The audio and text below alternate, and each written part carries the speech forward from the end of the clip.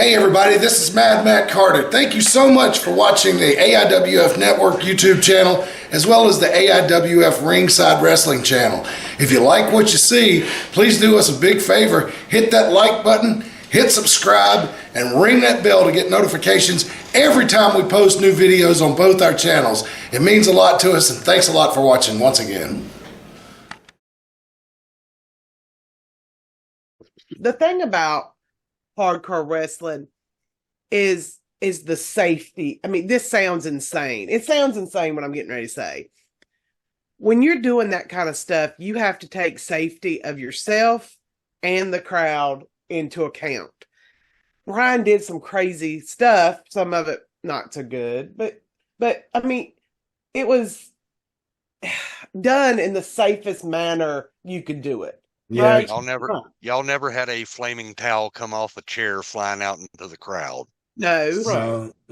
Anything that Brian did back in the day, back in the 90s, the person that was in the most risk of any kind of injury was Brian. Mm-hmm. Right. Made sure of that. Mm-hmm. Yeah. And he also made sure that he had as much control over it as he could possibly have. Right. And the thing is too, at the time that was really popular. It was even WWE wasn't doing it to that extent, but even they had a hardcore championship and the Hell in the Cell stuff with Mick Foley. So hardcore was as close to mainstream as it was going to get back then. Mm-hmm. And then the thing is, later on in the 2000s, hardcore started dying down. Nobody wanted to see it anymore. So I stopped doing it. Yeah. I just started doing regular matches again because nobody wanted to see it. I mean, that's my thing. I grew up watching NWA. I mean, I love wrestling. You know, my favorite wrestlers were the wrestling wrestlers. But as far as Brian Danzig, at that time when people came to watch me, that's what they wanted to see, so that's what I was going to give them. Yeah. But when they stopped wanting to see it, I wasn't like, no, I don't care what you want to see. This is what I want to do. Right. And so I'm like, okay, I'll just do regular wrestling. I prefer that anyway. It was Brian is the reverse Terry Funk. Yes. Is what it is. He's the reverse Terry Funk. And it's like, you know, it I don't know. It's like they think they're, I don't know which one it is. So you'll have to help me, Steve. Like the Japanese organization that has the most like hardcore type stuff. FMW. FMW. And it makes me feel like they're trying to be that in America. Yes. Thank you. I couldn't remember what the name of those. Yeah, there is definitely an Onita fan in Tony's ear back there going, let's have the exploding ring. I'm waiting on the nets of barbed wire. I really am. I'm waiting on the electric chair match. Like, please, even though that was America, but just dumb shit. Just more dumb shit. I can't place who it was, Brian, but somebody around 2009 or 2010 that I worked with in my shoot job in Martinsville had asked if I was still doing wrestling. And I was like, yeah, we got a show tonight, as a matter of fact. And it's like, I can't remember if it was in Mount Airy or Elkin, where it was. And it's like, well, any of the old guys still there from the 90s? I was like, well, Brian's still there. And you wrestled a regular match that night. And the last time he had seen us was the 90s. And he walked up to me after your match. It was like, man, why did Brian stop doing the hardcore stuff? And you had been stopped for so long by then. I didn't think to tell him he's not doing that hardcore shit anymore. Right. But I was just like, it hit me. I was like, oh man, he hadn't done that shit in a couple of years. I think the last time I saw him do one of those matches. I think he was so disappointed. Yeah. Well, I think like we kind of like, if we did have something, we use like tables or doors. Like that was what, but that's kind of what people had moved on to. They wanted to just see somebody go through a table, right? Like that's what they wanted, or they just want to see somebody go through a door. So it's, it kind of evolved from that that insane stuff to kind of a like subtle nuance of hardcore. Well, it's like it got heightened, but then it got brought. It's like, okay, you're taking a little too high. Okay, bring it back down. Here's where we like it. Well, they're still putting people through tables on WWE to this day. Mm-hmm. Those announce tables get smashed every other week, and which is exciting, well, not the table going down, but going through a regular table. What's great about it? Tables become a cheap pop now. Oh, yeah, but see, what's funny now in WWE, especially since Vince has been gone, the announce tables don't break every time. Sometimes you power bomb a motherfucker and he just bounces uncomfortably to the floor. Didn't that just happen on the Unforgiven pay-per-view? Not Unforgiven. Good Lord, what's wrong with my the Australia pay-per-view? Australian one. Yeah, elimination table being the biggest heel in the match. Yeah, it's funny. And even like the NWA, like they do some hardcore stuff, but it's only like one match.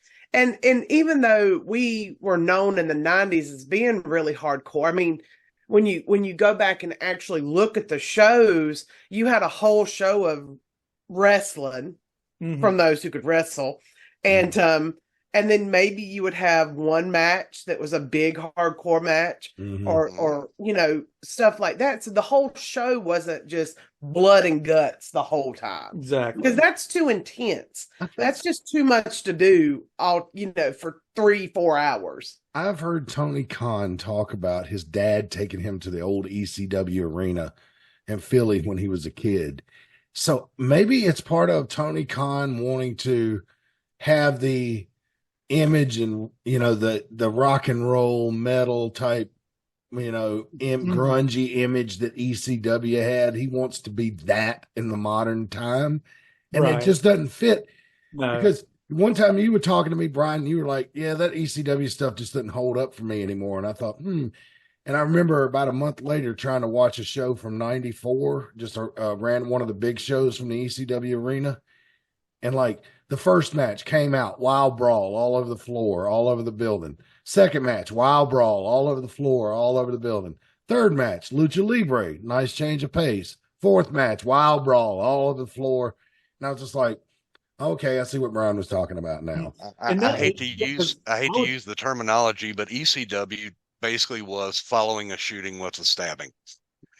You're not the first person that said that. I've heard that before. No, but I mean, after a while, I was into it at the time. Like you said, 94 through 98, religious. Go back and watch it now going, I'm not sure what I saw in it. And there are always, like you said, there are standout matches in all those pay-per-views. I will watch them sometimes, but it's like, oh, Lance Storm, okay, gonna watch this match. And then there were guys like that. I would stop and watch their match, but then there were it was like, oh, here comes New Jack. Okay, skip. It just, I mean, it was exciting at the time. At the time, it was new. It was something new. But now it doesn't hold up. But Lance Storm's matches, Chris Jericho's matches, Eddie Guerrero, Eddie Guerrero, Dean Malenko, all those young guys who were wrestling, their matches stand the test of time. Super crazy. Tajiri, Tajiri. Those matches, I could watch those guys wrestle all day. Oh yeah. Balls Mahoney comes on my screen, I'm hitting fast forward real fast these days.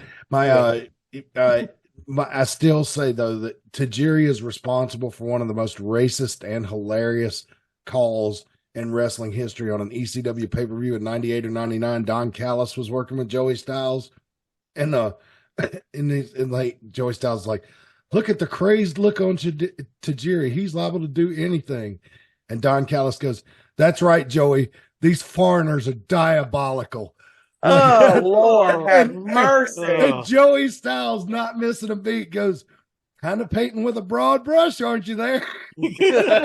At least he didn't say he Pearl Harbored him. Yeah. You know what? We just saw Tajiri, and he still can go. Like, God, He's one, and that's the thing is like, ECW there, I guess towards the end kind of did lean in more to chaos. But they for a long time and y'all, I missed it because I was fussing at my mother and child. I figured somebody was going to get an ass whipping when you got up. Yeah, It looked like that kind of walk. Like they had such good wrestlers. I know you were talking about Eddie Guerrero, but yeah, I missed the whole conversation. I'm repeating it. Sorry. But I'm just saying, like, I've said this before. I like a combination. I like hardcore. I like some chain wrestling, as long as it's not too much. I like, very traditional wrestling. I like high flying. I like lucha. I like a variety of wrestling, and I don't like it when an organization now leans into one so hard. And Reagan wants the circus. Speaking of ECW and being able to combine everything, the absolute best at that, and why he was their biggest superstar, Rob Van Dam. Mm-hmm. He could wrestle. He could do high flying. He could do hardcore. Mm-hmm. He could do everything. He's like the biggest star to come out of there too, right? Yes. He was. He was their guy, and there was a reason, because he did everything that was great about ECW. He did it the absolute best, and he could talk. Well, the Dudley Boys, let's not run short on them. They won major titles in WWE, and Bubba Ray's got a successful radio show now. So, I mean, there are a lot of guys who are really good who came out of there. But for me, I think my favorite was Rob Van Dam. I thought he did it the best of anybody in ECW. Yeah. So I think it's a combination of that, Tony Khan wanting to like be the modern ECW, because he said some things. If you go back and watch the press conference, he was talking about Sting took more chances while he was with us than I think he did. And we, encourage people in AEW, if they want to take chances, to take chances. So that kind of makes me believe that if you go up to Tony Khan, and say, "Hey, I got a pane of glass I brought with me. I'd like to jump through it tonight." Hey, sure, go ahead, put it in the match. Now, when is Tony Khan going to do crowd brings the weapons match? Right after he watches this show. He couldn't do it though, because you couldn't get through Greensboro Coliseum security. They'll have to do it like a drug deal outside of the arena. Oh yeah, they have a designated dumpster for you to throw everything, and then a truck comes and gets it and takes it inside the building. Before the show. We might come up. We need to sell this to Tony Khan. But I think you really hit on something with Tony Khan. It's like he wants to be the punk rock show. You can't be the punk rock show in the arena. Yeah. It's like Henry Rollins said, once you sell a gold record, you're not a punk band anymore. Yeah. You're mainstream. Yeah, he's right. Both ways. You can either be the underground hardcore group that fills the smaller places and does their thing, or you can be mainstream. You can be mainstream and compete against WWE. You can't be both.